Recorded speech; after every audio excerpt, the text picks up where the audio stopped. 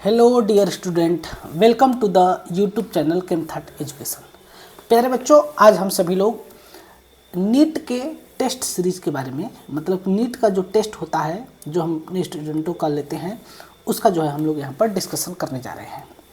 तो आज का हमारा पहला क्वेश्चन है कि थोड़ा सा इसको बड़ा कर देते हैं। Identify the correct order of size of following.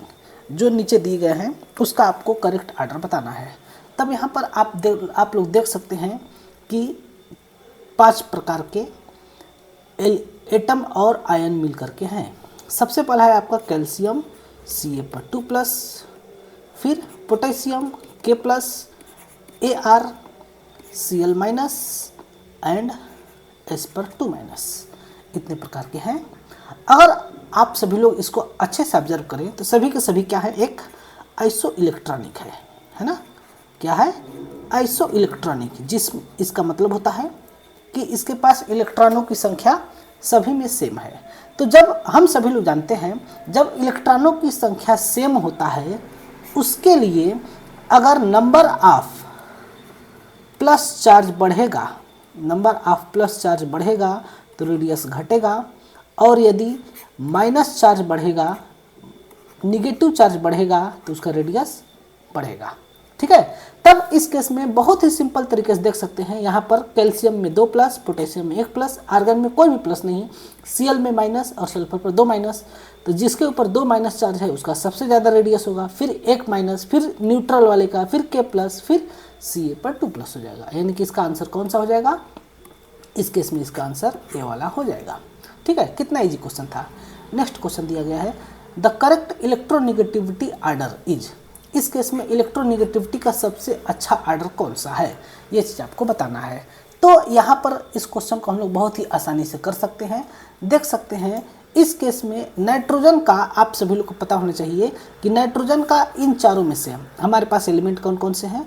Carbon है, नाइट्रोजन है, सिलिकॉन है और फास्फोरस है। ठीक है। तो नाइट्रोजन का इलेक्ट्रोनिगेटिविटी होता है 3.0, फिर कार्बन का होता है 2.5, या फिर ये सब चीज़ छोड़िए, अगर आप लोग पूरे पीरियोडिक टेबल में देखेंगे तो नाइट्रोजन के नीचे है फास्फोरस, कार्बन के नीचे है सिलिकॉन। ठीक है। हम सभी लोग जानते हैं लेफ्ट से राइट जाने पर इलेक्ट्रोनिगेटिविटी बढ़ता है और अप से डाउन आने पर इलेक्ट्रोनिगेटिविटी घटता है। तब इस केस में सबसे ज़्यादा जो इलेक्ट्रोनिगेटिव होगा वो आपका होता है किसका? नाइट्रोजन का हो जाएगा, क्योंकि ये सबसे ज़्यादा लेफ्ट में है। इसके बाद लेफ्ट से मतलब लेफ्ट वाले के इलेक्ट्रोनिगेटिविटी कम होगा, यानी कि कार्बन का होगा। अब इसके बाद इन दोनों में से फास्फोरस का होगा, और सबसे लास्ट में होगा आपका, फास्फोरस के बाद सबसे लास्ट में होगा आपका सिलिकॉन का। ठीक है। तो ये आपका इलेक्ट्रोनिगेटिविटी का ऑर्डर हो जाएगा, यानी कि नाइट्रोजन, फिर कार्बन, फिर फास्फोरस, फिर सिलिकॉन। तो यहाँ पर इंक्रीजिंग ऑर्डर बोला है ना, करेक्ट ऑर्डर ऑफ इलेक्ट्रोनिगेटिविटी। अच्छा, तो इस केस में इंक्रीजिंग ऑर्डर के बारे में ही बात करेंगे। तो देख सकते हैं सिलिकॉन सबसे कम, फास्फोरस, कार्बन, नाइट्रोजन, यानी कि इस केस में आपका सी वाला ऑप्शन हो जाएगा। ठीक है। अब अगला दिया है electronic configuration of element of group 18। Group 18 के एलिमेंट का इलेक्ट्रॉनिक कन्फिगरेशन क्या होगा? तो ग्रुप 18 आपका आता है कौन सा? Inert gas. और ये इनर्ट गैस कहाँ पर होता है? पी ब्लॉक में होता है। और पी ब्लॉक का इलेक्ट्रॉनिक कन्फिगरेशन होता है NH2Np126।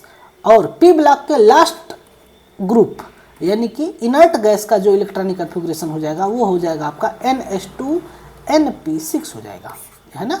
ये 18 ग्रुप का इलेक्ट्रॉनिक कन्फिगरेशन होता है। तो इस केस में कौन सा ऑप्शन हो जाएगा? सी वाला ऑप्शन यहाँ पर हो जाएगा।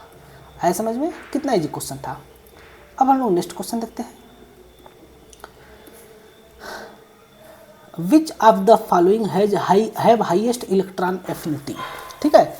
सबसे ज़्यादा इलेक्ट्रॉन एफिनिटी किसका है? इलेक्ट्रॉन एफिनिटी का मतलब होता है इलेक्ट्रॉन को चाहने वाला, है ना। इलेक्ट्रॉन को चाहने वाला क्या कहलाएगा? Electron affinity. चाय एफिनिटी का मतलब चाय को चाहने वाला। ठीक है। तो इसी प्रकार से इलेक्ट्रॉन एफिनिटी सबसे ज़्यादा किसका होगा? तो जिसकी इलेक्ट्रोनिगेटिविटी ज़्यादा होती है उसका इलेक्ट्रॉन एफिनिटी भी ज़्यादा होता है ना। तब इस हिसाब से अगर हम लोग इलेक्ट्रॉन एफिनिटी के बारे में बात करें तो सबसे ज़्यादा इस केस में इलेक्ट्रॉन एफिनिटी होना चाहिए था फ्लोरीन का, क्योंकि इसकी इलेक्ट्रोनेगेटिविटी सबसे ज़्यादा है। लेकिन हमको यहाँ पर पता होना चाहिए कि फ्लोरीन के पास टोटल आउटर सेल में 6 इलेक्ट्रॉन प्रेजेंट होते हैं। तो जब ये 6 इलेक्ट्रॉन प्रेजेंट होते हैं और इसके पास सिर्फ और सिर्फ 2p ऑर्बिटल है, जिसके चलते कि इसका साइज छोटा होता है, और जब इसकी साइज छोटा होगा तब अगर ये और इलेक्ट्रॉन को चाहेगा तो कहाँ रखेगा। इसका हम लोग एग्जाम्पल एक छोटे बच्चे से दे सकते हैं। जैसे छोटे बच्चों को खाने के लिए बहुत इच्छा होती है, लेकिन उनका पेट छोटा सा होता है, तुरंत भर जाता है, तो उनके चाहना होते हुए भी ज़्यादा नहीं खा पाते हैं। ठीक है, तब उस केस में फ्लोरीन के बाद क्लोरीन आता है, तो क्लोरीन की इलेक्ट्रॉन एफिनिटी ज़्यादा हो जाती है। ठीक है, किसके रिस्पेक्ट में? फ्लोरीन के रिस्पेक्ट में, क्योंकि क्लोरीन जो है ना कि ये आपका इसकी साइज बड़ा हो जाता है। क्लोरीन के पास आपका भले ही लोन पेयर इलेक्ट्रॉन है, आउटर सेल में 3 लोन पेयर इलेक्ट्रॉन है, लेकिन इसका साइज बड़ा है, यानी कि इसके पास 3p ऑर्बिटल है। जैसे ही 3p ऑर्बिटल होता है तो इसकी साइज 2p के रिस्पेक्ट में बड़ा हो जाएगा। तब ये आप जो इलेक्ट्रॉन को चाहेगा उस इलेक्ट्रॉन को अपने पास रख सकता है।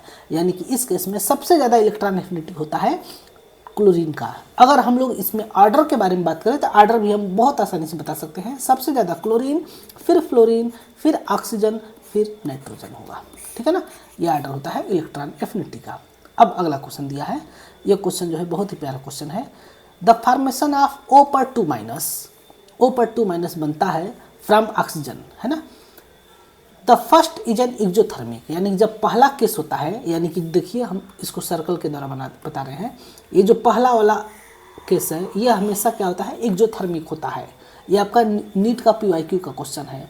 और जो सेकेंड होता है, देखिए कैसे एक्सोथर्मिक है, क्योंकि जब एक ऑक्सीजन में एक इलेक्ट्रॉन को ऐड किया जा रहा है तो जो इसमें डेल्टा H स्टैंडर्ड की वैल्यू है वह माइनस में आया है ना।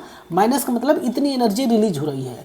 लेकिन जैसे ही अगर आप सेकेंड इलेक्ट्रॉन को इसके अंदर ऐड करना चाहते हैं तो उस केस में हमें 780 किलो जूल 1 मोल के लिए एनर्जी देना पड़ता है। यानी कि सेकेंड वाला, first is exothermic and second is endothermic step. क्यों? इसके पीछे क्या कारण है कि जो सेकेंड वाला स्टेप होता है वह इंडोथर्मिक हो जाता है। सिर्फ यही नहीं, कोई भी अगर एलिमेंट है, एक ए नाम का एलिमेंट है, अगर इसमें पहला इलेक्ट्रॉन को ऐड करते हैं, ये सिर्फ पी ब्लॉक के लिए मैं बता रहा हूँ, तो इस केस में ए पर माइनस चार्ज होगा और इस केस में आपका डेल्टा H की वैल्यू निगेटिव होता है। लेकिन जैसे ही अगर आप ए माइनस में अगर हम दूसरा इलेक्ट्रॉन को ऐड करते हैं तब इस केस में ए पर 2- होता है और इस केस में आपका डेल्टा H की वैल्यू पॉजिटिव हो जाता है। इसके पीछे कारण ये है कि जैसे ही देखो ये ए एलिमेंट है, यानी कि इसमें कुछ ना कुछ नंबर में, सेम नंबर में इलेक्ट्रॉन होंगे और सेम नंबर में प्रोटॉन होंगे, यानी कि ये चीज़ है। और ये चीज़ अपने आप को बैलेंस किया है, पॉजिटिव और निगेटिव। लेकिन जैसे ही एक एक्स्ट्रा इलेक्ट्रॉन को ऐड करोगे तो according to atomic structure concept, जब हम लोग आउटर सेल के अंदर इलेक्ट्रॉन को ऐड करते हैं तो एनर्जी क्या होता है? एनर्जी इस केस में रिलीज होता है। ठीक है, और जब ये रिलीज होगा तब इस केस में इसके अंदर एक एक्स्ट्रा इलेक्ट्रॉन यहाँ पर दिखाई देगा। अब यहाँ पर क्या हो जाएगा? एक एक्स्ट्रा इलेक्ट्रॉन दिखाई देगा। लेकिन अब ये इलेक्ट्रॉन, इस इलेक्ट्रॉन के ऊपर न्यूक्लियस का इफेक्ट बिल्कुल 0 हो जाएगा, है ना। मतलब नहीं के बराबर इसके ऊपर न्यूक्लियस का इफेक्ट होगा, है ना। तो इसके ऊपर न्यूक्लियस का इफेक्ट जब कम होगा तब ये साइज को बढ़ा देगा, ये बात ठीक है। लेकिन अब जैसे ही एक इलेक्ट्रॉन को ऐड करने के बाद अगर हम दूसरा इलेक्ट्रॉन को ऐड करने जाएंगे तब ये इलेक्ट्रॉन, जो ये वाला इलेक्ट्रॉन है ना, ये दूसरे वाले इलेक्ट्रॉन को ऐड नहीं होने देगा, इसको रिपेल करेगा, मतलब इसको दूर भगाना चाहेगा, यानी कि इसके अंदर रिपल्सन जनरेट होगा। तो इस रिपल्सन के चलते जो है कि इलेक्ट्रॉन ऐड नहीं हो पाएगा। ठीक है, ये इसका कारण होता है। तो ये जो है कि आपका नीट का PYQ है, मतलब प्रीवियस ईयर क्वेश्चन है, ये आ चुका है नीट में। कब आया है डेट एग्जैक्ट नहीं याद है, लेकिन आया है। ठीक है, तो इसमें ऑप्शन दिया ऑक्सीजन इज मोर इलेक्ट्रोनेगेटिव, नहीं। ऑक्सीजन पर minus charge has comparatively smaller size than oxygen atom, नहीं। ऑक्सीजन पर माइनस चार्ज का साइज बढ़ जाएगा। Electron repulsion outweigh the stability gain by achieving the noble gas configuration, इलेक्ट्रॉनों का repulsion होता है, और ये रिपल्सन इतना ज़्यादा होता है कि नोबल गैस कॉन्फ़िगरेशन प्राप्त करना इसके लिए ज़्यादा जरूरी नहीं हो पाता है, ये इलेक्ट्रॉनों को रिपेल कर देता है। ठीक है, तो यही वाला ऑप्शन सही हो जाएगा। ठीक है, ये वाला ऑप्शन इसका क्या होगा, करेक्ट हो जाएगा। ओके, कितना इजी क्वेश्चन था। अब नेक्स्ट क्वेश्चन देखते हैं हम लोग। Ionisation energy of nitrogen is more than oxygen. Nitrogen का आयोनाइजेशन एनर्जी ज़्यादा होता है ऑक्सीजन के रेस्पेक्ट में, इसके पीछे क्या कारण है? तो हम सभी लोगों को पता है कि आयोनाइजेशन एनर्जी क्या होता है। तो इस केस में आउटर सेल के किसी भी एलिमेंट के आउटर सेल के इलेक्ट्रॉन को बाहर निकालना, इस इलेक्ट्रॉन को बाहर निकालने में जो एनर्जी हमें देनी पड़ती है, इस इलेक्ट्रॉन को बाहर कहाँ तक, इनफाइनाइट तक निकालने में जो एनर्जी देनी पड़ती है वही क्या कहलाता है, आयोनाइजेशन एनर्जी कहलाता है। यानी कि कौन से सेल का, आउटर सेल का। तो आउटर सेल इन दोनों में कौन सा है? तो नाइट्रोजन के अंदर जो आउटर सेल होता है वो होता है 2s2 2p3, और ऑक्सीजन के अंदर होता है 2s2 2p4। तो हम सभी लोगों को पता है कि जो हाफ फील्ड ऑर्बिटल होते हैं वह अकॉर्डिंग टू हुंस रूल ज़्यादा स्टेबल होते हैं, और जो फुल फील्ड मतलब जो हाफ फील्ड नहीं होते, हाफ फील्ड या फुल फील्ड जो नहीं होते हैं वह कंपैरेटिवली कम स्टेबल होते हैं। यानी कि इस केस में नाइट्रोजन स्टेबल है और ऑक्सीजन कम स्टेबल है। तब इस केस में अगर नाइट्रोजन स्टेबल है तो इसके इलेक्ट्रॉन को निकालना आसान नहीं होगा ना। जो स्टेबल पहले से है, जो पहले से अस्थायी रूप से बना हुआ है, जो अपना दबदबा बना के रखा है, तो उसको अगर हम परेशान करेंगे तो हम खुद परेशान हो जाएंगे ना, है कि नहीं। तो सेम वही कंडीशन यहाँ पर होता है। तो आपका हाफ फील्ड है, मोर स्टेबल है, तो इसको हम परेशान नहीं कर सकते, इसलिए half filled P orbital is more stable, B वाला ऑप्शन हो जाएगा। ठीक है, अब अगला क्वेश्चन दिया है, Pauling electronegative values of element is useful in predicting. जो पाउलिंग का इलेक्ट्रोनेगेटिविटी का वैल्यू होता है, ये वैल्यू क्या बताता है इसके बारे में, मतलब किस चीज़ के लिए ये यूज़फुल है। जैसे कि पाउलिंग ने बताया था कि हाइड्रोजन का इलेक्ट्रोनेगेटिविटी कितना होगा, हाइड्रोजन का आपका इलेक्ट्रोनेगेटिविटी होता है 2.1, कार्बन का होता है 2.5, ऑक्सीजन नाइट्रोजन का होता है 3.0, ऑक्सीजन का होता है 3.5, फ्लोरीन का होता है 4.0, क्लोरीन का होता है कहीं कहीं पर 3.1 देता है, कहीं कहीं पर 3.0 देता है, ब्रोमीन का होता है 2.8 और आयोडीन का होता है 2.1। सभी का उन्होंने वैल्यू दिया था, लेकिन हमें कुछ की ही वैल्यू याद करने की ज़रूरत पड़ती है। तो ये वैल्यू क्या चीज़ के बारे में बताता है, तो ये आपका देखते हैं ऑप्शन। पहला ऑप्शन आपका दिया है polarity of bond in molecules, position of element in electromotive series, coordination number, dipole moment. तो इस केस में जो ये वैल्यू है, ये वैल्यू पोलरिटी के बारे में बताता है कि अगर एक कार्बन और एक हाइड्रोजन अगर आपस में अटैच हैं, तब इस केस में कार्बन की इलेक्ट्रोनेगेटिविटी ज़्यादा है, हाइड्रोजन की इलेक्ट्रोनेगेटिविटी कम है। यानी कि इस केस में ये जो सिग्मा बॉन्डेड इलेक्ट्रॉन है वह कार्बन की तरफ ज़्यादा रहेगा और हाइड्रोजन की तरफ कम रहेगा, जिसके चलते कि कार्बन पर आ जाएगा पार्शियली माइनस और हाइड्रोजन पर आ जाएगा पार्शियली प्लस, यानी कि ये पोलर नेचर का हो जाएगा, है ना। कौन बताता है, पाउलिंग का यह वैल्यू बताता है। सिमिलरली अगर फ्लोरीन है उसके साथ हाइड्रोजन है तो फ्लोरीन की इलेक्ट्रोनेगेटिविटी 4 और हाइड्रोजन की 2.1, तब इस केस में जो ये सिग्मा बॉन्डेड इलेक्ट्रॉन है वह रहेगा फ्लोरीन के पास, तब यहाँ पार्शली माइनस पार्शली प्लस। अब दोनों में से ज़्यादा पोलर कौन है, तो जिसके में इलेक्ट्रोनेगेटिविटी डिफरेंस ज़्यादा है वह ज़्यादा पोलर होगा। तब इन दोनों में से किसका इलेक्ट्रोनेगेटिविटी डिफरेंस ज़्यादा है, तो आप सभी लोग देख सकते हैं कि फ्लोरीन और हाइड्रोजन का इलेक्ट्रोनेगेटिविटी डिफरेंस ज़्यादा होगा, क्योंकि 4 में से 2.1 घटाना है, यहाँ पर 2.5 में से 2.1 घटाना है, तो हमें पता चल जाएगा कौन सा ऑप्शन हो जाएगा, ए वाला ऑप्शन हो जाएगा। Polarity of bond in molecules के बारे में कौन बताता है, ये आपको बताता है पाउलिंग का इलेक्ट्रोनेगेटिविटी का value. Next question, the electron in an incomplete shell are known as. Incomplete shell के अंदर जो इलेक्ट्रॉन होते हैं उस इलेक्ट्रॉन को क्या बोलते हैं। कितना इजी क्वेश्चन है है ना। इनकम्प्लीट सेल का मतलब आउटर सेल। फॉर एग्जाम्पल एक एग्जाम्पल हम लोग लेते हैं 8O। इसके अंदर इनकम्प्लीट सेल कौन सा है, 1s2, 2s2 और 2p4। ये आपका शेल कंप्लीट रूप से भरा हुआ है, इसके अंदर आपके टोटल 4 इलेक्ट्रॉन है। तब इस केस में जो इनकम्प्लीट सेल है यही वाला है ना, n बराबर 2 ही क्या है, इनकम्प्लीट है। तो इनकम्प्लीट सेल को हम लोग क्या बोलते हैं इस केस में, तो इनकम्प्लीट सेल को हम लोग बोलते हैं वैलेंस सेल। क्या बोलते हैं, वैलेंस सेल बोलते हैं। आया समझ में। तो इसका कौन सा ऑप्शन हो जाएगा, वैलेंस सेल। वैलेंस इलेक्ट्रॉन बोलते हैं, वैलेंस सेल के अंदर जो इलेक्ट्रॉन होते हैं ना उसको हम लोग वैलेंस इलेक्ट्रॉन बोलते हैं।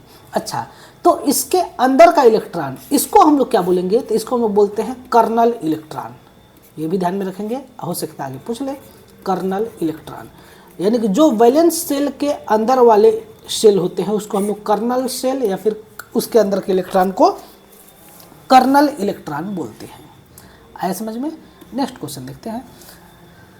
The element californium belongs to, californium element किस फैमिली से बिलोंग करता है, ये चीज़ आपको बताना है ना।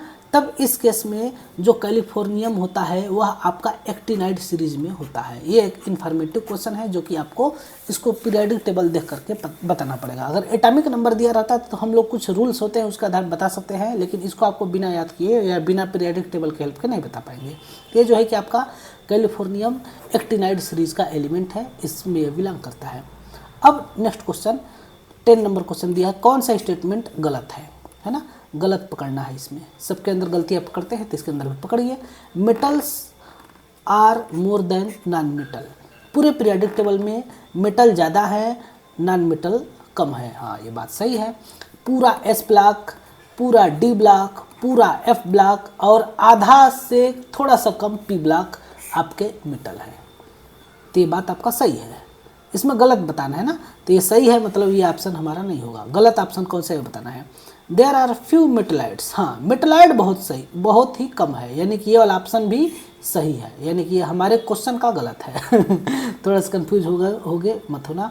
Non metals are more than metals, गलत है, ये ऑप्शन गलत है ना। ये ऑप्शन क्या है, गलत है। Hydrogen can be placed in alkali metal as well as hydrogen periodic table, हाँ हाइड्रोजन को हम लोग दोनों जगह रख सकते हैं, एल्कली मेटल में भी रख सकते हैं, है ना, एल्कली मेटल में भी रख सकते हैं जो कि रखा गया है, और इसके साथ साथ हम इसको हाइड्रोजन के साथ भी रख सकते हैं, है ना। हाइड्रोजन के ऊपर यानी कि हाइड्रोजन के जस्ट नीचे फ्लोरीन, क्लोरीन, ब्रोमीन और आयोडीन रख सकते हैं।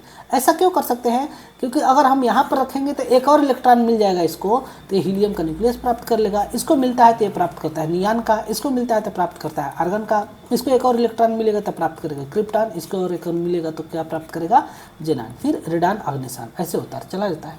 तो ये ऑप्शन जो है कि सही है, ये ऑप्शन भी सही है, यानी कि क्वेश्चन गलत है, क्वेश्चन के हिसाब से गलत है।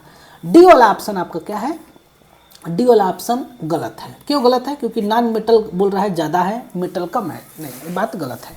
ठीक है, पूरे पीरियोडिक टेबल में अगर हम लोग देखें तो पी ब्लॉक का आधा जो है नॉन मेटल है और बाकी सभी मेटल है। डी और एस ब्लॉक पूरा मेटल है, एफ ब्लॉक भी पूरा मेटल है। Next question, which of the following is the atomic number of a metal, इसमें से कौन सा जो है एटॉमिक नंबर मेटल का है। तो देखिए 32, 34, 36 और 38। 36 एटॉमिक नंबर किसका है ये आपको पता है ना, ये है आपका आर्गन का। आर्गन से एक सेकेंड, ये आपका 38 है, सॉरी। आर्गन से अगर आप नीचे आओगे तो आर्गन किस फैमिली का है, ये आपका first series, second series, third series, ये आपका आ जाएगा फोर्थ पीरियड आ जाएगा। फोर्थ पीरियड में अगर 37 नंबर एलिमेंट के बारे में बात करेंगे तो ये आएगा एल्कली मेटल में, और 38 नंबर किस में आ जाएगा आपका, 38 नंबर आ जाएगा, इसका इलेक्ट्रॉनिक कॉन्फ़िगरेशन हो जाएगा आउटर सेल का 4s2, यानी कि ये होता है आपका एल्कलाइन अर्थ मेटल, है ना, एल्कलाइन अर्थ मेटल होता है। ठीक है, अब इससे पहले अगर आप आओगे तो 36 से पहले के बाद आता है 35, 36 से पहले आता है 35 जो कि होता है ब्रोमीन, और ये होता है हेलोजन फैमिली का, यानी कि ये हो जाएगा आपका ऑक्सीजन फैमिली का और ये हो जाएगा आपका नाइट्रोजन फैमिली का, है ना, यानी कि OSC ये है आपका सिलेनियम, है ना, और ये नाइट्रोजन, फास्फोरस, आर्सेनिक, ये नाइट्रोजन फैमिली का आर्सेनिक है, जो कि आपके क्या है, non metal phosphorus, arsenic, antimony, है ना। और ये आपका नॉन मेटल, ये आपका नॉन मेटल ये है, और ये सिर्फ आपका क्या है, ये कौन सा एलिमेंट है, बेमक्का सर, स्ट्रॉन्सियम है। 38 नंबर क्या है, स्ट्रॉन्सियम है, स्ट्रॉन्सियम एलिमेंट है, ठीक है। 38 नंबर, तो ये आपका एक मेटल है, पूछा है कौन सा मेटल है, तो 38 नंबर 38 वाला ऑप्शन हो जाएगा, है ना। नेक्स्ट क्वेश्चन हम लोग देखते हैं। क्वेश्चन बहुत इजी दिया है, बच्चे जैसे ही परेशान होते हैं सर नहीं आ रहा है क्या करें, अरे नहीं आ रहा है तो क्या करोगे, क्या पढ़ोगे नहीं तो कहाँ से आएगा, इतना इजी क्वेश्चन है। अब कहेंगे बच्चे लोग कि सर आप तो टीचर हैं, कंसिडर द फॉलोइंग स्टेटमेंट, दो स्टेटमेंट दिया हुआ है। पहला स्टेटमेंट है there are 16 group and 7 period in the periodic table, 16 group और 7 पीरियड होते हैं पीरियडिक टेबल में। इलेक्ट्रोपॉजिटिव, सेकेंड स्टेटमेंट यहाँ पर दिया हुआ है, electropositive character decreases on moving down the group, अगर नीचे आएंगे तो इलेक्ट्रोपॉजिटिव कैरेक्टर घटता है, इलेक्ट्रोपॉजिटिव कैरेक्टर घटता है। थर्ड दिया है electronegativity in a period increases from alkali metal to inert gas element. Electronegativity क्या होता है इस केस में, electronegativity in a period increases. तीसरा ऑप्शन दिया है ई एन की वैल्यू इंक्रीज होता है in a period from alkali metal से लेकर के, है ना, इनर्ट गैस तक। क्या लगता है आपको, क्या होगा इसका आंसर? इस क्वेश्चन का सभी के सभी ऑप्शन गलत है ना। क्यों गलत है इसको बारे में हम लोग देखते हैं। पहला ऑप्शन दिया है, पहला जो है कि स्टेटमेंट दिया है कि इसके अंदर 16 ग्रुप हैं और 7 पीरियड है। भाई 18 ग्रुप है, चिल्ला करके मॉडर्न पीरियडिक टेबल में बताया जाता है, तो 18 ग्रुप है, यानी पहला स्टेटमेंट गलत। दूसरा स्टेटमेंट दिया है ऊपर से नीचे आने पर इलेक्ट्रोपॉजिटिविटी घटेगा, ना, इलेक्ट्रोपॉजिटिविटी ऊपर से नीचे आने पर बढ़ता है। जैसे कि लिथियम, मैं कितना खराब पेन ले रहा हूँ, lithium, sodium, potassium, rubidium, caesium, francium. जैसे जैसे अगर हम नीचे आएंगे तो इसके इसमें इलेक्ट्रोपॉजिटिविटी क्या होता है, इलेक्ट्रोपॉजिटिविटी बढ़ता चला जाता है। अब यहाँ पर दिया है इलेक्ट्रोनेगेटिविटी एल्कली मेटल से इनर्ट गैस तक बढ़ता चला जाता है, नहीं, इलेक्ट्रोनेगेटिविटी एल्कली मेटल से लेकर के हैलोजन तक बस बढ़ता है ना, हैलोजन तक बढ़ता है। इनर्ट गैस का जो इलेक्ट्रोनेगेटिविटी होता है वह 0 होता है, यानी कि इसके पास इलेक्ट्रॉन खींचने का इच्छा नहीं होता है, दूसरे के इलेक्ट्रॉन नहीं चाहता है समझ में, ये इसका आंसर होगा। ठीक है, नेक्स्ट क्वेश्चन देखते हैं। The order of screening effect, screening effect का ऑर्डर क्या होगा ये आपको बताना है। The order of screening effect sp-d-f orbitals, sp-d and f orbitals of a given shell. तो स्क्रीनिंग इफेक्ट डिपेंड करता है शेप के ऊपर, ऑर्बिटल का शेप कैसे है। तो s ऑर्बिटल का शेप जो है स्फेरिकल होता है, उस केस में वह न्यूक्लियस को खूब अच्छे से शील्ड कर लेता है, और इसी शील्डिंग को क्या करते हैं, स्क्रीनिंग इफेक्ट कहते हैं। तो एस ऑर्बिटल स्फेरिकल होता है, जिसके चलते कि इसका स्क्रीनिंग इफेक्ट सबसे ज़्यादा होता है। फिर किसका होता है, फिर होता है पी ऑर्बिटल का जो कि डम्बेल होता है, फिर डी ऑर्बिटल का जो कि डबल डम्बेल होता है, और एफ ऑर्बिटल थोड़ा सा कॉम्प्लिकेटेड होता है, उसका नहीं बनाया जा सकता। तो स्क्रीनिंग इफेक्ट सबसे ज़्यादा होता है एस का, फिर पी का, फिर डी का, फिर एफ का। यानी कि इस केस में कौन सा ऑप्शन हो जाएगा, इस केस में आपका ऑप्शन हो जाएगा ए वाला। ठीक है, ये वाला ऑप्शन हो जाएगा। Which are the following compound form by silicon and bromine, silicon और ब्रोमीन के द्वारा कौन सा कंपाउंड बनाया जाता है।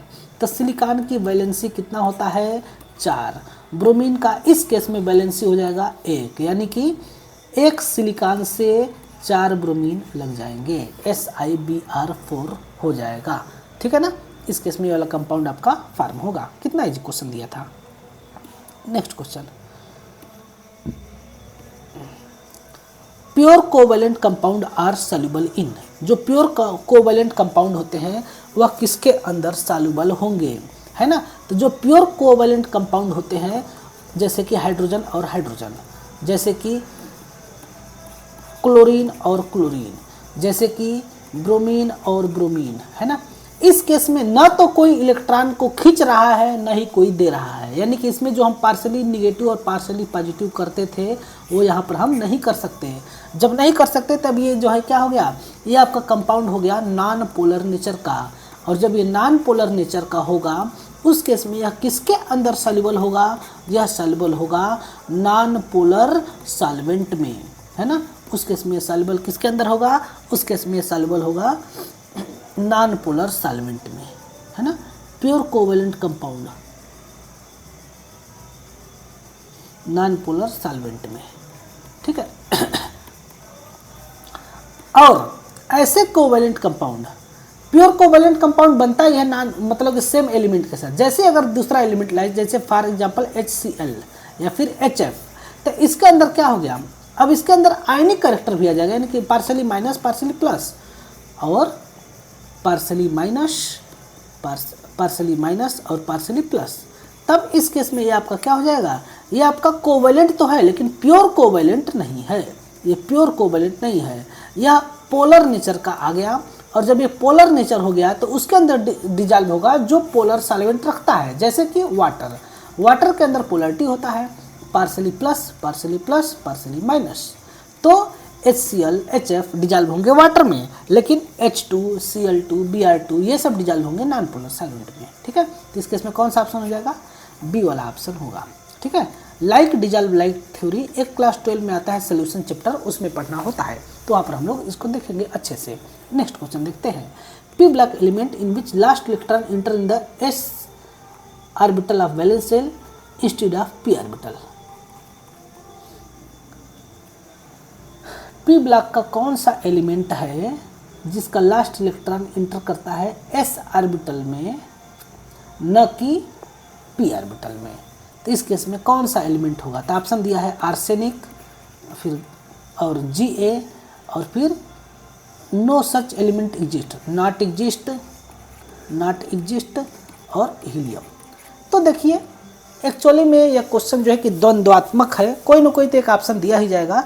लेकिन इस केस में इसके अंदर तो ये नाइट्रोजन फैमिली का है, तो इसका होता है outer shell last electron enter करता है 3p3 में, है ना। और ये आपका 4p3 में ये इंटर करेगा। और इसी प्रकार से इसका जो आउटर सेल का इलेक्ट्रॉनिक कन्फिगरेशन हो जाएगा 4s2 4p3, और इसका हो जाएगा मतलब कि Ga का हो जाता है आपका 4s2 4p1 होता है ना। अब बात करें हीलियम में, तो इसमें लास्ट इलेक्ट्रॉन इंटर करता है 2s2 में, है ना। तो यही वाला ऑप्शन होगा, लेकिन इस ऑप्शन को ज़बरदस्ती हम बोल सकते हैं कि ये वाला ऑप्शन होगा। ऐसा इसलिए क्योंकि इस केस में आपका हीलियम का भी जगह ही नहीं फिक्स है कि इसको कहाँ रखा जाए। इसका ये तो जो है कि नोबल गैस से मैचिंग करती है इसकी प्रॉपर्टी, इसलिए इसको हमने नोबल गैस के साथ रखा है। लेकिन क्या ये सच में नोबल गैस है, अभी इसके बारे में बहस चल रही है ना। तो इसमें नॉट एग्जिस्ट भी ऑप्शन हो सकता है और हीलियम भी ऑप्शन हो सकता है कि सच में हीलियम को यहाँ पर रखा गया है, यहाँ का होता नहीं है।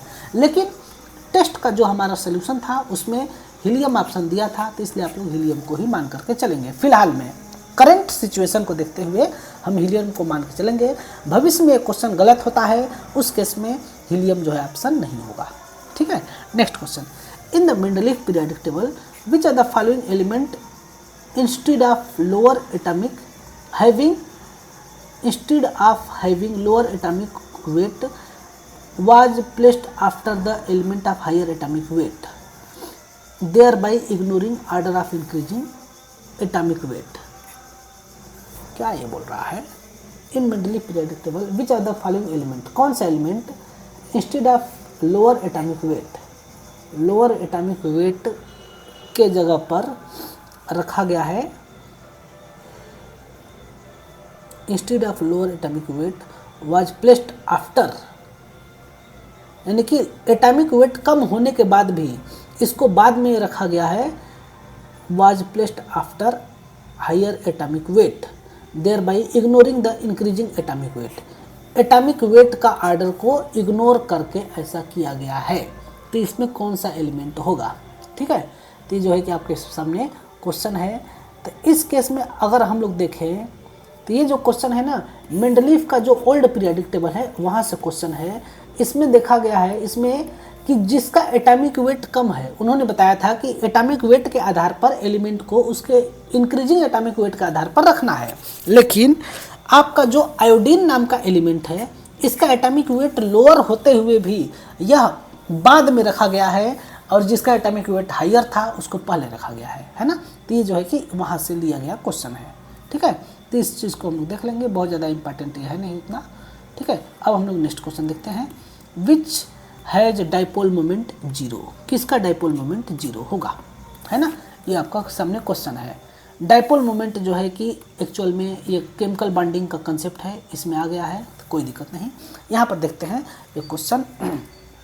तो हम आपको बता दें कि यदि किसी भी एलिमेंट के साथ सेम, किसी भी सेंट्रल एटम के साथ सेम प्रकार के एलिमेंट लगे होते हैं, उस केस में उसका डाइपोल मोमेंट क्या हो जाता है?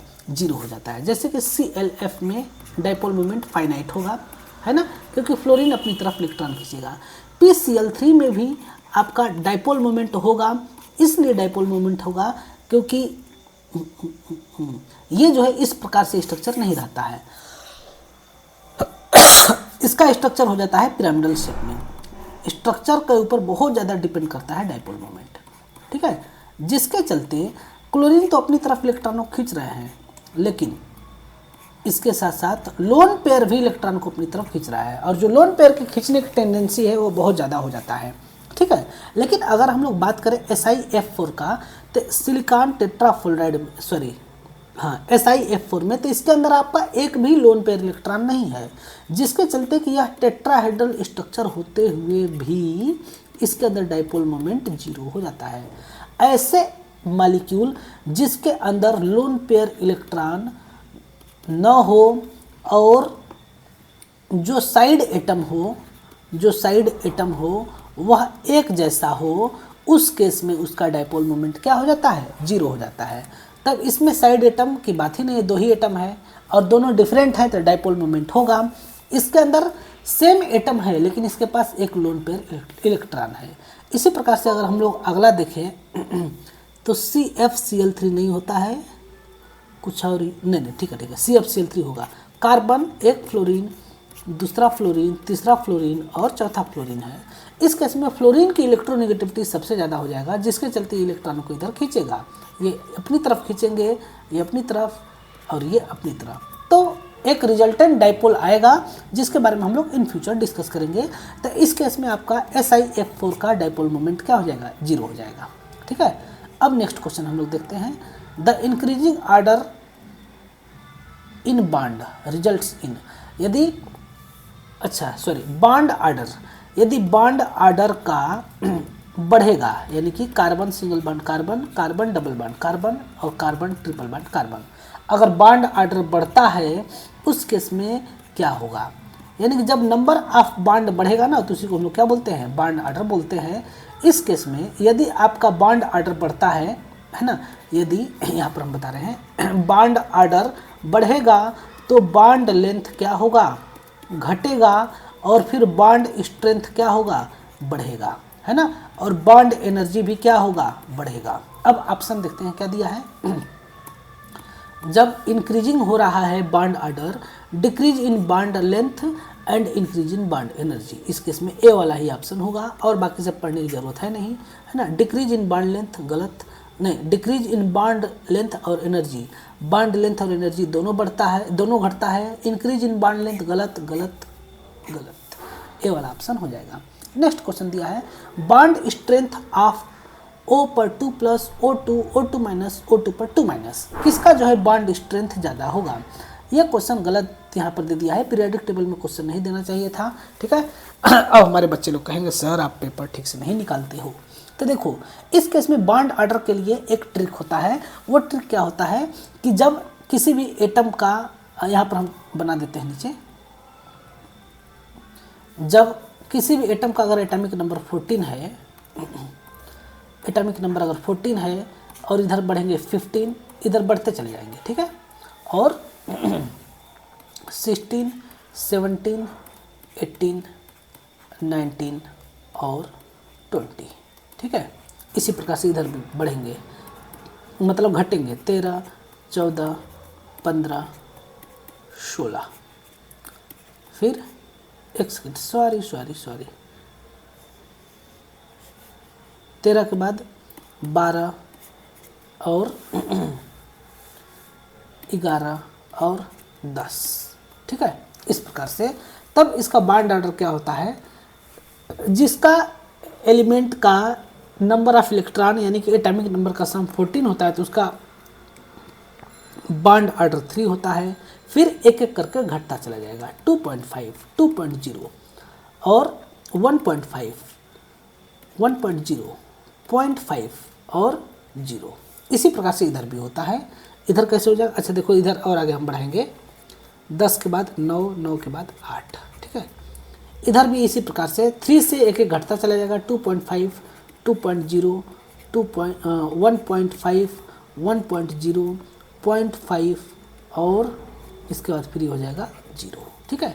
तो यहाँ पर दिया हुआ है आपके सामने, कौन सा ऑप्शन में है, O2 plus O2, O2 minus, O2 पर 2 माइनस, है ना। बॉन्ड ऑर्डर बताना है ना, बॉन्ड स्ट्रेंथ बताना है, तो bond order directly proportional to होता है बॉन्ड स्ट्रेंथ। तो यहाँ पर आपके सामने ऑप्शन दिया है O2 पर प्लस, O2, O2 पर माइनस और O2 पर 2 माइनस, ये चीज़ आपके सामने दिया हुआ है।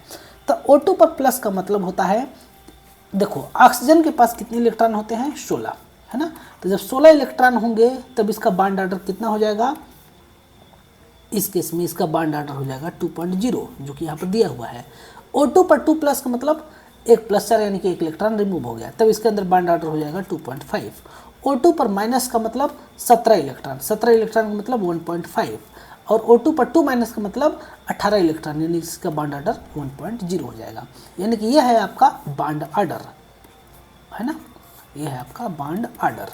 और हमको पता है बॉन्ड ऑर्डर डायरेक्टली प्रोपोर्शनल होता है बॉन्ड स्ट्रेंथ के, यानी कि आपका बॉन्ड स्ट्रेंथ का ऑर्डर क्या हो जाएगा, सबसे ज़्यादा O2 पर प्लस चार्ज, फिर O2, फिर O2 पर माइनस चार्ज और यहाँ पर O2 पर 2 माइनस हो जाएगा, ठीक है।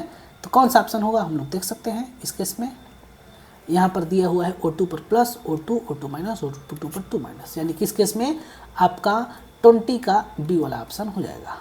आया समझ में ना, 20 का कौन सा ऑप्शन होगा, बी वाला। नेक्स्ट क्वेश्चन हम लोग देखते हैं, थोड़ा सा जल्दी करते हैं, लेट हो रहा है।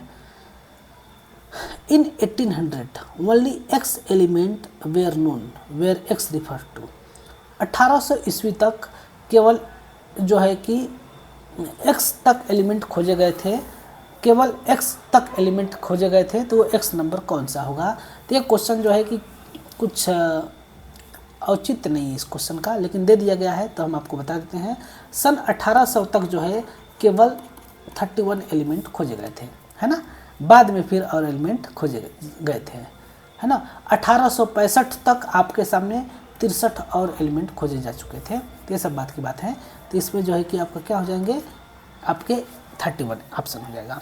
Which are the following pair the ionisation energy of first species is less than the second.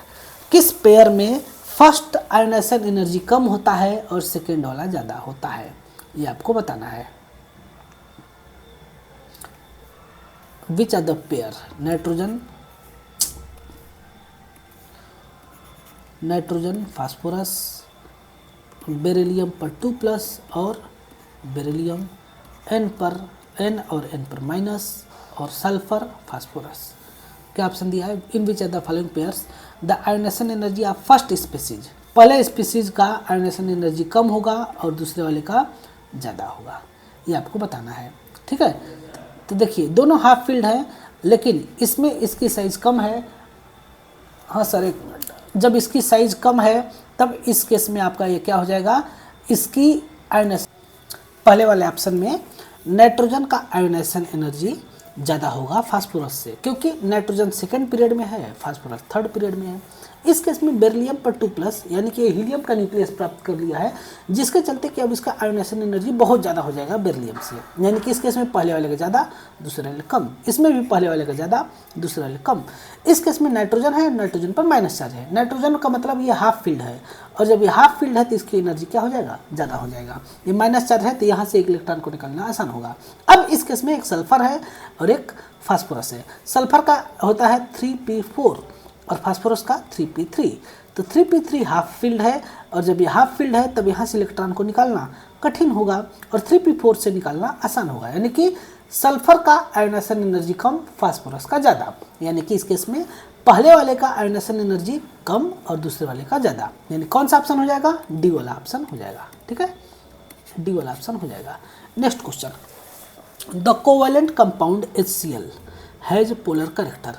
Covalent compound HCl के अंदर पोलर कैरेक्टर होता है, अभी हमने थोड़ी देर पहले एक्सप्लेन किया था, क्योंकि इसकी इलेक्ट्रोनेगेटिविटी ज़्यादा है 3.1 और इसका 2.1, जिसके चलते इसके बीच का जो डिफरेंस है वो कितना आता है, 1.0 का आता है। तो जब इसके बीच में इतना इतने का डिफरेंस है तब इस केस में क्या हो जाएगा, इस केस में यहाँ पर आ जाएगा पार्शली नेगेटिव और पार्शली पॉजिटिव, यानी कि ये आया कैसे, इलेक्ट्रोनेगेटिविटी के आधार पर, यानी कि क्लोरीन की इलेक्ट्रोनेगेटिविटी ज़्यादा है, इसके चलते यह आया। तब देखते हैं ऑप्शन में क्या दिया है, the electronegativity of hydrogen is greater then of chlorine, greater than that of chlorine. तो ये ऑप्शन गलत है। हाइड्रोजन की इलेक्ट्रोनेगेटिविटी ज़्यादा, क्लोरीन का कम, गलत है। Electronegativity of hydrogen is equal to the chlorine, गलत है। Electronegativity of chlorine is greater than that of hydrogen, तो ये वाला ऑप्शन सही है। Hydrogen and chlorine are gases, हाँ ये भी बात सही है, लेकिन यहाँ पर गैस है, हाइड्रोजन क्लोराइड भी गैस है, लेकिन ये इसका रीजन नहीं है ना, इसका रीजन ये नहीं है कि ये पोलर कैरेक्टर है। गैस पोलर कैरेक्टर क्या कुछ भी दे देता है, कोई बात नहीं। चलिए next question, which are the following will total number of d electrons is equal to the difference in the p and s electron. किसके अंदर टोटल नंबर ऑफ जो डी इलेक्ट्रॉन है वह पी और एस इलेक्ट्रॉन के difference के बराबर होंगे। तो भाई ये क्वेश्चन देख करके ही आपको पता चल जाएगा डी वाला ऑप्शन होगा, क्योंकि इसमें तो डी इलेक्ट्रॉन है ही नहीं ना। अरे भाई आर्गन के अंदर कहाँ डी इलेक्ट्रॉन है, आर्गन के अंदर इसका आउटर सेल का इलेक्ट्रॉनिक कन्फिगरेशन होता है 3s2 3p6 3s2 3p6, 3d orbital है, वैकेंट है, 3d ऑर्बिटल वैकेंट है, और इसके पहले 1s2 और 2s2 और 2p6 में तो 1 और 2 में तो डी आता ही नहीं है, तो ये वाला ऑप्शन होगा ही नहीं। और ये तो और ज़्यादा पीछे है, ये तो और ज़्यादा पीछे है। बाकी बचा कौन, क्रिप्टॉन। क्रिप्टॉन के बारे में देख लेते हैं, क्रिप्टॉन का इलेक्ट्रॉनिक कन्फिगरेशन लिख लेते हैं। 36 Kr है इसका इलेक्ट्रॉनिक कन्फिगरेशन, छोटे बच्चे भी बता सकते हैं, जो अभी बच्चे जन्म लिए हैं वो भी बता सकते हैं। क्या होता है, 1s2 2s2 2p6 3s2 3p6 4s2 और 3d10 और 4p6 ये होता है।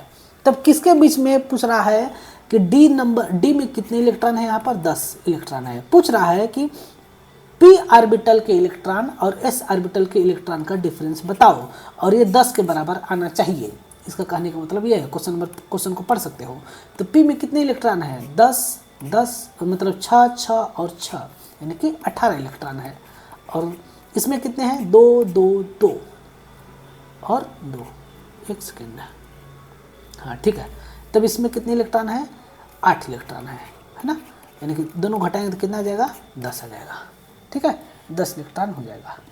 Next question, first ionization potential is maximum. किसका पहला आयोनाइजेशन पोटेंशियल मैक्सिमम होगा, यानी कि आयोनाइजेशन एनर्जी किसका पहले सबसे ज़्यादा होगा, तो नाइट्रोजन का होगा। अभी हमने देखा क्योंकि इसके पास क्या है, 2p3 है, तब ये सबसे ज़्यादा इसका पहला वाला आयोनाइजेशन पोटेंशियल होगा। XgF6 is octahedral, XgF6 जेनान hexafluoride किस प्रकार से रहता है। ये क्वेश्चन यहाँ पर क्यों है, हमको ये नहीं समझ में आ रहा है। पेंटागोनल बाइपिरामिडल इसका ऑप्शन तो होगा, लेकिन ये क्वेश्चन यहाँ पर क्यों है, ये क्वेश्चन तो यहाँ पर नहीं होना चाहिए ना। क्यों नहीं होना चाहिए, क्योंकि ये केमिकल बॉन्डिंग का है। खैर कोई बात नहीं। XgF6 में अगर देखें तो जेनान के पास आउटर सेल में कितना इलेक्ट्रॉन होता है, आउटर सेल में अगर हम लोग इसके बारे में बात करेंगे तो होता है टोटल आपका हीलियम नियान 8 इलेक्ट्रॉन होते हैं, क्रिप्टॉन, हीलियम नियान, आर्गन, फिर क्रिप्टॉन और जेनान, यही है जेनान। 2s 2s2p 3s3p 4s4p 5s 5p, यानी कि इसके अंदर है आपका 5s2 5p6, ये इसका इलेक्ट्रॉनिक कन्फिगरेशन है। यानी कि इसके पास टोटल कितने इलेक्ट्रॉन है? टोटल इसके पास 6 इलेक्ट्रॉन है ना, 6 इलेक्ट्रॉन p में है और टोटल इसके अंदर इलेक्ट्रॉन हो जाएंगे 8। ओके, इस प्रकार से इसके अंदर 8 इलेक्ट्रॉन है। जब ये कंपाउंड बनाना होगा फ्लोरीन के साथ, तब इस केस में क्या करेगा? 5d में अपने इलेक्ट्रॉनों को एक्साइट करेगा। कैसे एक्साइट करेगा? तो बनाना कितने बांड है? तो यहाँ पर आपका बनाना 6 बांड है। बनाना का मतलब केला नहीं, बनाना का मतलब बनाना है, केला केला है। ठीक है, समझ रहे होंगे जो हमारे स्टूडेंट होंगे। ये इस प्रकार से चला जाएगा। जैसे यहाँ पर जाएगा तब इस केस में क्या हो जाएगा? इस केस में हम इसका नीचे बनाते हैं कंपाउंड का अगला स्ट्रक्चर। इस केस में आपका हो जाएगा 5s2, ये तो एज इट इज रहेगा। 5p3 और 5d3 होता है। p में आपके 3 ऑर्बिटल होंगे, ठीक है, और d में आपके 5 ऑर्बिटल होंगे, जिसके अंदर इलेक्ट्रॉन क्या करेंगे? एक्साइट होंगे। तो अब यहाँ पर इलेक्ट्रॉन को हम दूसरे कलर से भरते हैं और अच्छे कलर से भरते हैं, है ना। 1 2 3 4 5 6 7 8। अब इसमें आएगा फ्लोरीन और अपना इलेक्ट्रॉन रखेगा किसमें? p और d में। तो ये फ्लोरीन, ये फ्लोरीन, ये फ्लोरीन, फिर ये फ्लोरीन, ये फ्लोरीन, ये फ्लोरीन, अपने इलेक्ट्रॉनों को क्या करेंगे? इसके अंदर पुटअप करेंगे इस प्रकार से। और जब ये पुटअप करेंगे तब ये क्या हो जाएगा? उस केस में अब इसका हाइब्रिडाइजेशन देखो, s ऑर्बिटल का लोन पेयर इलेक्ट्रॉन भी इसके अंदर पार्टिसिपेट करेगा, तब इसका हाइब्रिडाइजेशन हो जाता है sp3d3, इसका हाइब्रिडाइजेशन होगा। और जब इसका हाइब्रिडाइजेशन sp3d3 हो जाएगा, उस केस में अब इसका जो शेप होता है वह शेप होता है पेंटागोनल बाईपिरामिडल, है ना, पेंटागोनल बाईपिरामिडल ये शेप होना चाहिए था। पेंटागोनल बाईपिरामिडल इसका जियोमेट्री होता है बाईपिरामिडल, ठीक है। लेकिन यहाँ पर एक क्या है? लोन पेयर इलेक्ट्रॉन प्रेजेंट है, एक लोन पेयर इलेक्ट्रॉन है ना, और लोन पेयर इलेक्ट्रॉन को हम लोग शेप में नहीं काउंट करते हैं। तब जो इसका शेप होगा कुछ इस प्रकार से होगा, जेनान, है ना, एक फ्लोरीन, दूसरा फ्लोरीन, तीसरा फ्लोरीन, चौथा फ्लोरीन, पांचवा फ्लोरीन और छठवां फ्लोरीन। इस प्रकार से ये होगा, जिसको कि मैं ऐसे पर दिखा सकता हूँ, ऐसे। और थोड़ा सा मैं इसको और बड़ा करता हूँ,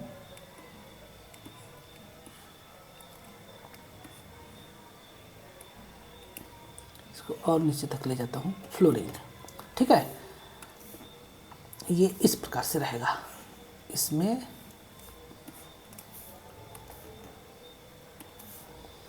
ऐसे ऐसे ऐसे ऐसे ऐसे, इसको हम लोग बोलते हैं pentagonal bipyramidal, sorry pentagonal pyramidal. और जो लोन पेयर इलेक्ट्रॉन था वो इसमें रहेगा। या तो ये शेप बनेगा जो कि उतना अच्छा नहीं है, या फिर बनेगा डिस्टॉर्टेड ऑक्टाहेड्रल। डिस्टॉर्टेड ऑक्टाहेड्रल कैसे होता है? जेनान, फिर फ्लोरीन, फ्लोरीन, हर जगह fluorine fluorine fluorine fluorine fluorine, और यहाँ पर एक फ्लोरीन हो जाएगा। इसको हम बोलते हैं ऑक्टाहेड्रल।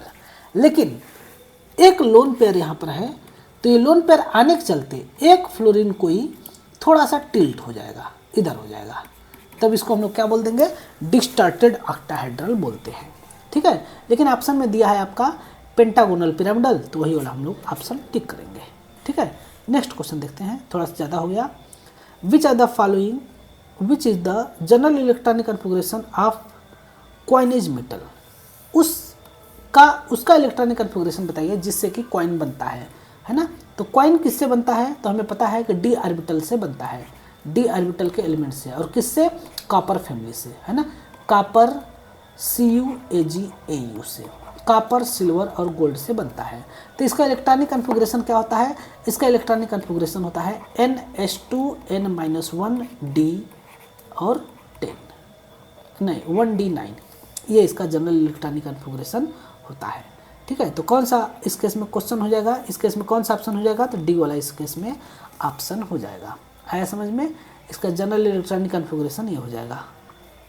लेकिन ये सभी के सभी क्या है, ये सभी के सभी आपके एक्सेप्शन हैं।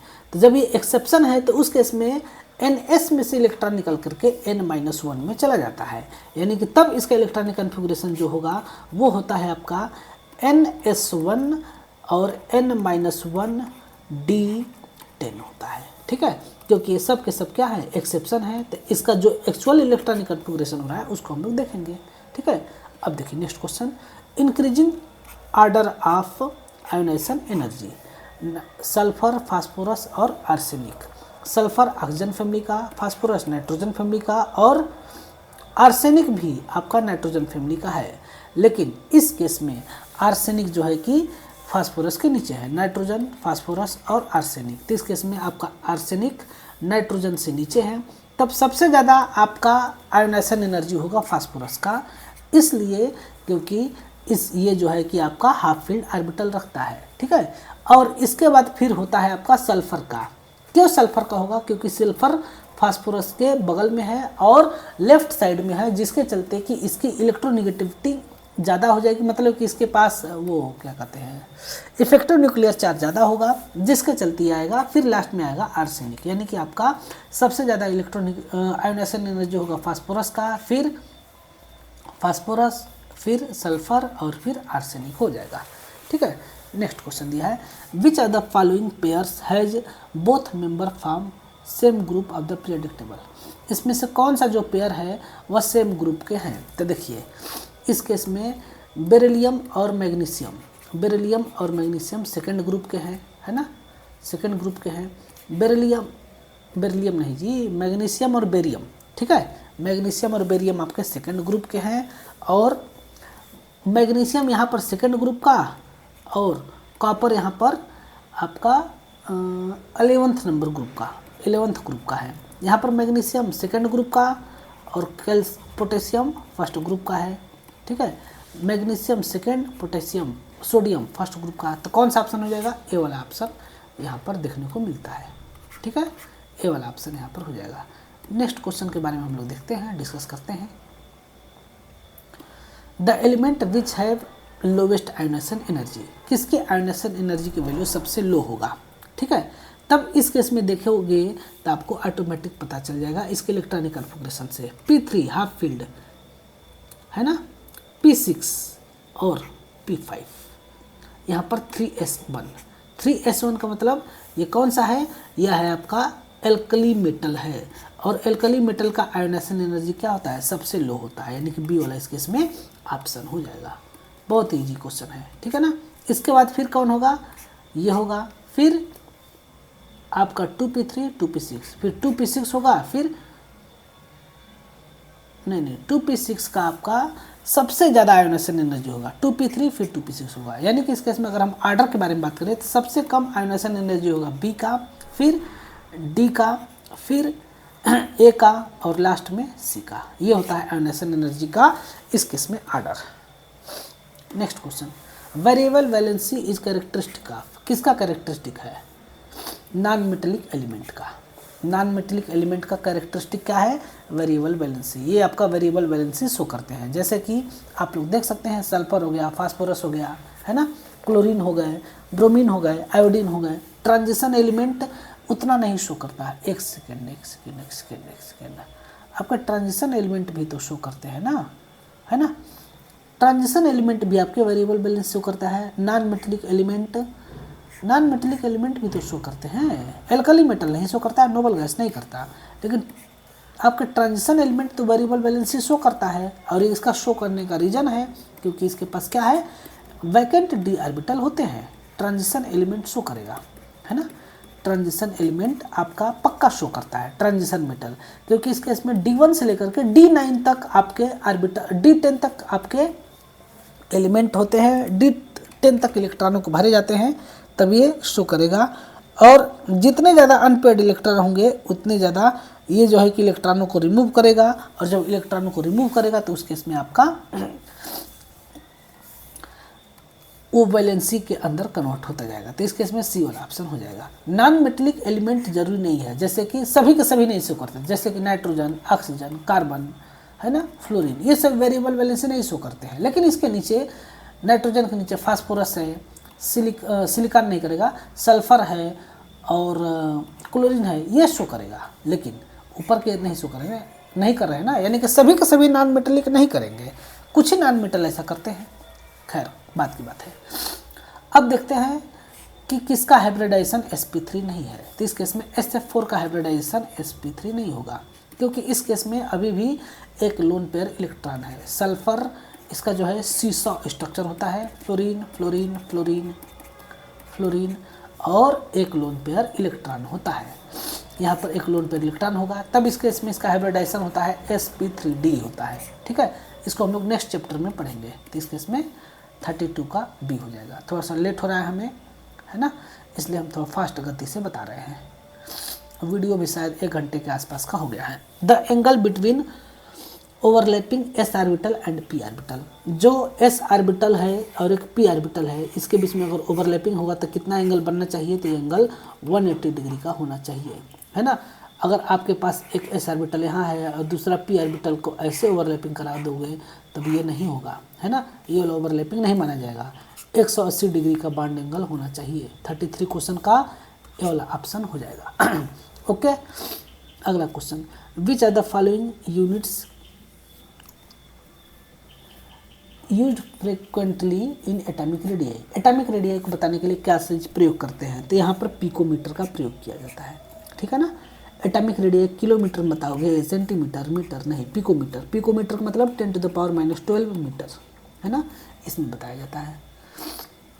नेक्स्ट क्वेश्चन आपको 35 नंबर है, इसमें ट्रू फॉल्स बताना है कि कौन सा ट्रू है कौन सा फॉल्स है। ठीक है, पहला दिया है इस केस में, they are all reactive elements, all reactive metals have low ionization enthalpy. सभी रिएक्टिव मेटल्स का आयोनाइजेशन एंथैल्पी लो होता है, ये आपका क्वेश्चन है। तब इस केस में आपका कौन सा ऑप्शन हो जाएगा? तो हाँ, सभी के सभी की जो है कि आयोनाइजेशन एंथैल्पी क्या होती है? लो होता है। सेकेंड नंबर पूछ रहा है, the metallic character and reactivity increases when we down the group. हाँ, मेटेलिक कैरेक्टर भी बढ़ता है और रिएक्टिविटी भी, अगर हम लोग नीचे बढ़ेंगे तो उसका बढ़ता चला जाता है। ठीक है, तो सेकेंड ऑप्शन भी सही हो जाएगा। They are found pure form in nature. अच्छा, एस ब्लॉक के बारे में सिर्फ है ना? हाँ, ठीक, इसे ध्यान में रखना है। क्या ये प्योर फॉर्म में प्राप्त होते हैं? तब यहाँ पर दोनों अलग अलग हो गया। देखिए, रिएक्टिव भी है और प्योर फॉर्म में भी प्राप्त हो रहा है। नहीं, जो रिएक्टिव होगा वो प्योर फॉर्म में कहाँ प्राप्त होगा? जो रिएक्शन कर रहा है सबके साथ, जो सबके साथ मिलजुल रहा है वो कहाँ प्योर रह जाएगा? नहीं रह जाएगा ना। तीसरा वाला क्या हो जाएगा? इसमें फॉल्स हो जाएगा। चौथा, all compounds of S block element is ionic in nature. हाँ, ये वाला ऑप्शन भी सही है, ये ऑप्शन भी सही है ना। सभी के सभी एस ब्लॉक के एलिमेंट क्या होते हैं? आयोनिक इन नेचर होते हैं, यानी कि कंप्लीट रूप से इलेक्ट्रॉन को क्या करते हैं? ट्रांसफर करते हैं। यानी कि इस केस में आपका 35 का बी वाला ऑप्शन हो जाएगा। लेकिन इसके केस में हमने बेरिलियम को ध्यान नहीं दिया। बेरिलियम जो है कि कोवेलेंट नेचर रखता है ना। एस ब्लॉक के सभी एलिमेंट जो है कि आयनिक होते हैं, बस बेरिलियम को छोड़ करके, यानी कि ऑप्शन क्या हो जाएगा? फॉल्स हो जाएगा। बेरिलियम को छोड़ करके, एक्सेप्ट बेरिलियम क्या है? इस केस में एक्सेप्शन है, ये आपका कोवेलेंट नेचर रखता है। तो कौन सा ऑप्शन हो जाएगा इस केस में? इस केस में आपका हो जाएगा ए वाला ऑप्शन। ठीक है, नेक्स्ट क्वेश्चन देखते हैं।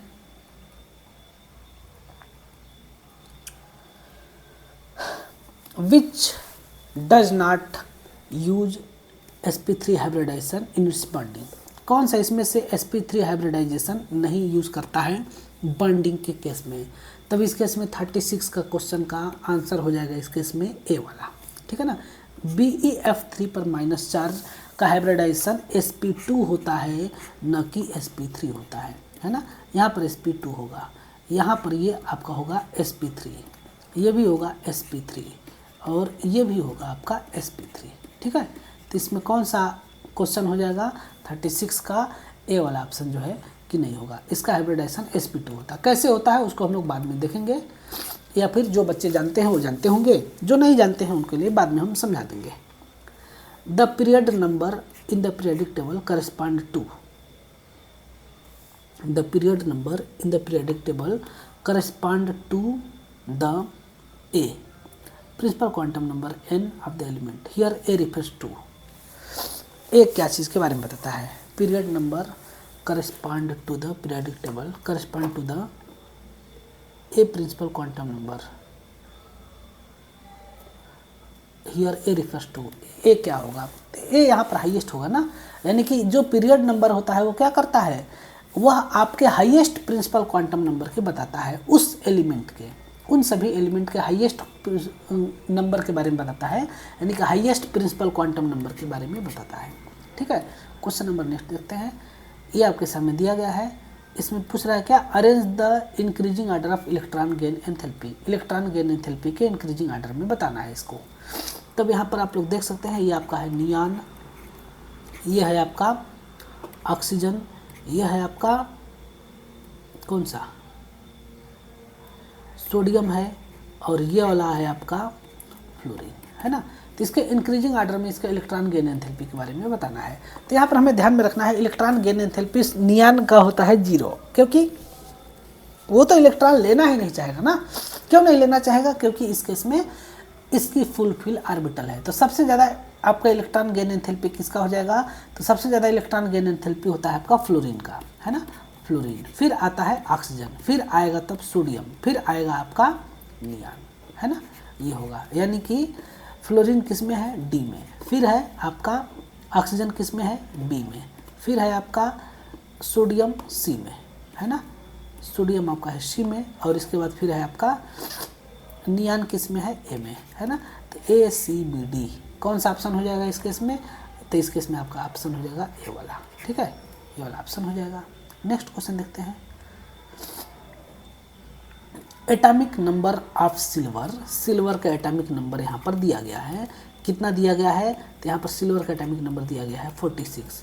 इन द सेम ग्रुप, उसी ग्रुप में atomic number of elements placed above and below, यानी कि सिल्वर के ऊपर और सिल्वर के नीचे जो एलिमेंट होंगे उसका एटॉमिक नंबर कौन होगा। तो आपको हम बता दें, इसका जो है कि कन्फिगरेशन क्या होता है, Cu, मतलब कौन कौन से एलिमेंट होते हैं, Cu Ag Au। तो अगर आपको पता है तो इसको आप बहुत आसानी से कर सकते हैं, इसीलिए बोला जाता है कि आपको पीरियडिक टेबल याद है तो बहुत आसानी से कर सकते हैं, ठीक है। तब इस केस में इसके ऊपर होगा कापर, कापर का एटॉमिक नंबर होता है आपका 29, इसको बिना किए आप कर सकते हो। तो 29 जैसे ही होगा तो कम से कम ए और डी वाला ऑप्शन तो कट हो जाएंगे, और जैसे ही ए और डी वाला ऑप्शन कट होगा तो फिर ये चीज़ आपका निकल जाएगा। अब बाकी बचे ये दोनों, तो इन दोनों में से हमको चेक करना होगा, यानी कि बी और सी में से हमको चेक करना होगा कि कौन सा ऑप्शन होगा। तब हम लोग देखेंगे तो इसका इलेक्ट्रॉनिक कन्फिगरेशन कितना होता है कापर का, इसका होता है 4s1 3d9, है ना। तब इसका क्या हो जाएगा 5s1 सॉरी 3d10, इसका हो जाएगा आपका 5s1 और 4d10, है ना, 4d10। और इसके बाद गोल्ड का क्या हो जाएगा, गोल्ड का हो जाएगा आपका 6s1 और 5d10 हो जाएगा। और जैसे ही 5d10 आ रहा है तब इस केस में क्या हो जाएगा, देखो यहाँ पर 18 घटाना पड़ता है, लेकिन यहाँ पर 18 से अधिक चीज़ें जोड़ना पड़ेगा, क्योंकि यहाँ से इंटर होता है f ऑर्बिटल का, और जैसे यहाँ पर f ऑर्बिटल का एंट्री होगा उस केस में आपको 37 में मतलब 47 में 18 के बजाय हमें 14 और ऐड करना होगा, यानी कि हमें 47 में 32 ऐड करना पड़ेगा, क्योंकि यहाँ पर 6s1 और 5d10 दिया है ना। इसका मतलब कि जैसे ही ns2 होता है और 6 आता है, जैसे 6s2 होगा यानी कि 4f पहले से आ चुका है, तब ये हो जाएगा। तो 47 + 32 यानी कि 7 2 9 4 3 7 79 हो जाएगा। यानी कि इस केस में कौन सा ऑप्शन हो जाएगा, तब इस केस में आपका ऑप्शन हो जाएगा सी वाला। ठीक है, इस प्रकार से इस क्वेश्चन को कर सकते थे, जो कि आपने किया होगा। नेक्स्ट क्वेश्चन हम लोग देखते हैं, in the formation of n/2+ and n2, in the formation of n/2+, n2 पर प्लस चार्ज है, n2 पर प्लस चार्ज फ्रॉम n2 है ना, नाइट्रोजन से n2 पर प्लस चार्ज बनाते हैं। यहाँ पर एटॉमिक नंबर है 14, यहाँ पर हो जाएगा 13। The electron is lost from, electron कहाँ से, रे बाप रे बाप, कहाँ से मॉलिक्यूलर ऑर्बिटल थ्योरी आ गया, हमको क्वेश्चन पेपर देखना था, कहाँ से इलेक्ट्रॉन लॉस्ट होगा, है ना। तो अप टू n2 और आफ्टर n2 हम लोग जानते हैं।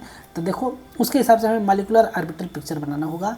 ठीक है, तब मैं बनाता हूँ यहाँ पर 1s sigma 1s sigma star 1s sigma 2s sigma star 2s sigma 2s sigma star 2s up to n2 तक मिली के लिए क्या होता है, इस केस में आपका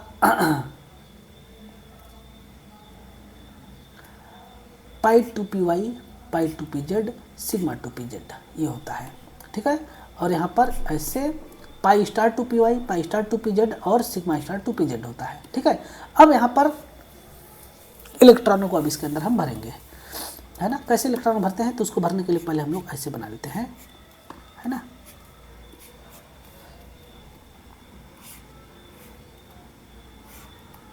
ऐसे ऐसे मॉलिक्यूलर ऑर्बिटल पिक्चर इसका बस बनाना है, इस प्रकार से बना लेंगे, है ना। तब इसमें हमें कितने इलेक्ट्रॉन को भरने हैं, 14 इलेक्ट्रॉन भरने हैं। तो 1 2 3 4 5 6 7 8 9 10 11 12 13 14। ठीक है, ये इसका होता है।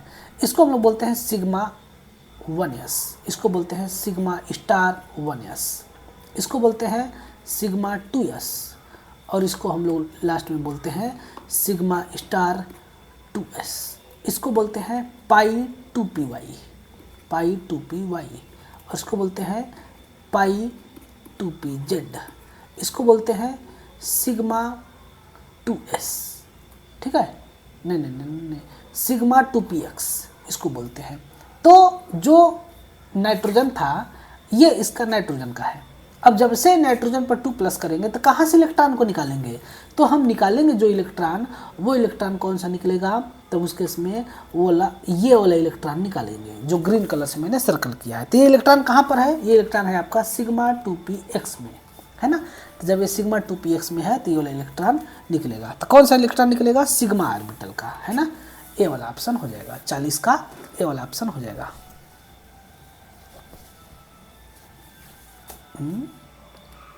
ये कैसे दिया हुआ है, 1 मिनट,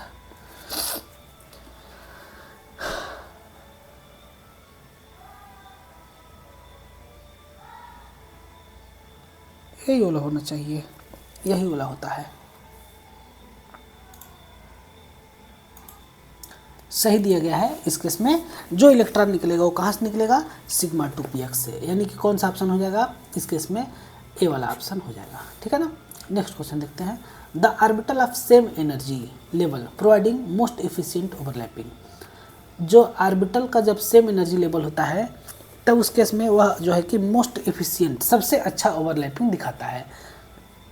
तो इसमें से किसके अंदर जो है कि सेम एनर्जी लेवल है, ठीक है।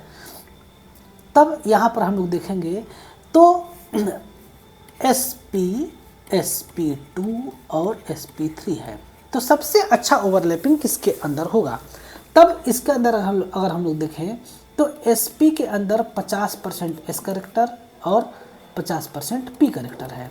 इसके अंदर 50% s कैरेक्टर और 30 मतलब अब इसके अंदर कम हो जाएगा ना, 33.3% आपके s कैरेक्टर और 66.6% आपका p कैरेक्टर है। और इसके अंदर 25% s कैरेक्टर और 75% p कैरेक्टर है। इस आधार पर अगर हम लोग देखेंगे तो जिसके अंदर s कैरेक्टर ज़्यादा होता है उसके अंदर ओवरलैपिंग जो है कि सबसे अच्छा होता है। तो इस केस में कौन सा ऑप्शन हो जाएगा, बी वाला ऑप्शन हो जाएगा। ठीक है, नेक्स्ट क्वेश्चन हम लोग देखते हैं, lattice energy of the order of lithium halide. Lithium halide का लैटिस एनर्जी का ऑर्डर क्या होगा, इस केस में आपको बताना है, ठीक है। तब इस केस में आपका यदि हेलोजन का साइज स्मॉल होगा, है ना, हेलोजन का साइज अगर स्मॉल होगा तब उस केस में उसका लैटिस एनर्जी क्या होगा, सबसे ज़्यादा होगा। तब इस केस में लिथियम फ्लोराइड, फिर लिथियम क्लोराइड, फिर लिथियम ब्रोमाइड और इसके बाद आता है लिथियम आयोडाइड, ठीक है। तो कौन सा ऑप्शन हो जाएगा, ए वाला ऑप्शन हो जाएगा, ठीक है। Next question, consider the following statement. Statement को पढ़िए और बताइए कौन से स्टेटमेंट जो है सही है। कितने स्टेटमेंट दिए गए हैं, 2 ही स्टेटमेंट है ना।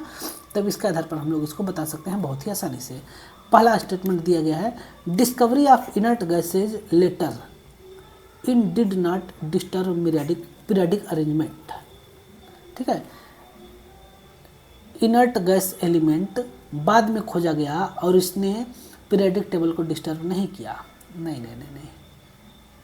अगला देखते हैं, इन the present periodic table periodicity in the properties of element related to the periodicity in their electronic configuration. Periodicity in the electronic configuration. Which statement is are correct? तो कौन सा स्टेटमेंट इस केस में करेक्ट है? तो पहला option तो जो है कि गलत है। क्यों गलत है? क्योंकि इस केस में जब आपका पीरियडिक इनर्ट गैस बाद में खोजा गया, ये बात सही है, लेकिन इसने पीरियडिक टेबल को, मेंडलीव के पीरियडिक टेबल को डिस्टर्ब कर दिया था। क्योंकि जैसे इनर्ट गैस खोजा गया तो उसके लिए तो कहीं जगह ही नहीं रखा गया था कि उसको कहाँ रखा जाएगा। पहला वाला ऑप्शन गलत है। In the present periodic table periodicity of properties of element is related to, यह किससे रिलेटेड है? तो यह रिलेटेड होता है आपका एटॉमिक नंबर से, है ना। एटॉमिक नंबर से रिलेटेड है, न कि उसके इलेक्ट्रॉनिक कॉन्फ़िगरेशन से रिलेटेड है, ठीक है। तब इस केस में कोई भी ऑप्शन यहाँ पर सही नहीं होगा। तो यहाँ पर इसका क्वेश्चन का आंसर क्या हो जाएगा? डी वाला यहाँ पर आंसर होगा, ठीक है। नेक्स्ट क्वेश्चन देखते हैं, each of the following has non zero element, non zero dipole moment. किसका नॉन जीरो डाइपोल मोमेंट होगा? तो यहाँ पर C6H6 बेंजीन का आपका डाइपोल मोमेंट जीरो होता है, क्योंकि इस केस में आपका हर एक कार्बन से एक एक हाइड्रोजन लगा है और सभी की इलेक्ट्रोनेगेटिविटी सेम है। एक भी लोन पेयर इलेक्ट्रॉन यहाँ पर नहीं है। पाई इलेक्ट्रॉन डाइपोल मोमेंट पर इफेक्ट नहीं डालता है, इसलिए इसका डाइपोल मोमेंट क्या हो जाएगा? जीरो हो जाएगा। नेक्स्ट क्वेश्चन देखते हैं, correct decreasing order of ionization energy. Ionization energy का डिक्रीजिंग ऑर्डर सबसे सही कौन सा है ना। तो आयोनाइजेशन एनर्जी फ्लोरीन का सबसे ज़्यादा होगा, फिर कार्बन का होगा, फिर इसके बाद फिर कार्बन के बाद बेरिलियम होगा और इसके बाद फिर बोरान का होगा। तो देख सकते हैं फ्लोरीन किस में ज़्यादा, फ्लोरीन का सबसे ज़्यादा होना चाहिए ना। फ्लोरीन, नाइट्रोजन, अच्छा नाइट्रोजन भूल गए क्या, नाइट्रोजन फिर carbon, nitrogen carbon beryllium boron, यानी कि सी वाला ऑप्शन होगा, ठीक है। इस प्रकार से हमने सारा क्वेश्चन कर लिया। इसमें अभी हम लोगों ने देखा कि टोटल 45 क्वेश्चन जो कि नीट लेवल के टेस्ट सीरीज में से क्वेश्चन दिए गए थे, classification of element and periodicity, लेकिन इसमें कुछ क्वेश्चन केमिकल बॉन्डिंग के आ गए थे, तो उसको हमने बता दिया, हम लोग सभी लोग समझ गए। इस प्रकार से हमें सारे क्वेश्चन करने थे, ठीक है। यहाँ पर आपके सामने टोटल 45 क्वेश्चन थे, जिसको कि करने में लगभग हमें 1 घंटा 10 मिनट लग गए, ठीक है। तो उसी के हिसाब से हमें एक्सप्लेन करना था, इसलिए ज़्यादा समय लगा। बहुत सारे बच्चों को आता रहे तो तुरंत कर लेंगे। 3 घंटे का पेपर होता है और आपको 180 क्वेश्चन करने रहते हैं, यानी कि एक क्वेश्चन को आपको 1 मिनट देना रहता है, लेकिन हमने एक क्वेश्चन को 1 मिनट से ज़्यादा समय लिया, क्योंकि हमने एक्सप्लेन किया। आप बच्चे जब एग्ज़ाम दोगे तो वहाँ पर जो है कि और इसको पहले करना होगा, यानी कि 1 मिनट में 1 क्वेश्चन, यानी कि 45 मिनट में 45 क्वेश्चन वहाँ पर करना होगा, ठीक है। इस प्रकार से हम लोग देख लिया। अब अगले नेक्स्ट वीडियो में नेक्स्ट टेस्ट सीरीज के बारे में, नेक्स्ट टेस्ट के बारे में, नेक्स्ट क्वेश्चन के बारे में हम लोग देखेंगे, ठीक है। ओके, मिलते हैं अगले नेक्स्ट वीडियो में। तब तक के लिए आप सभी लोग का बहुत बहुत धन्यवाद।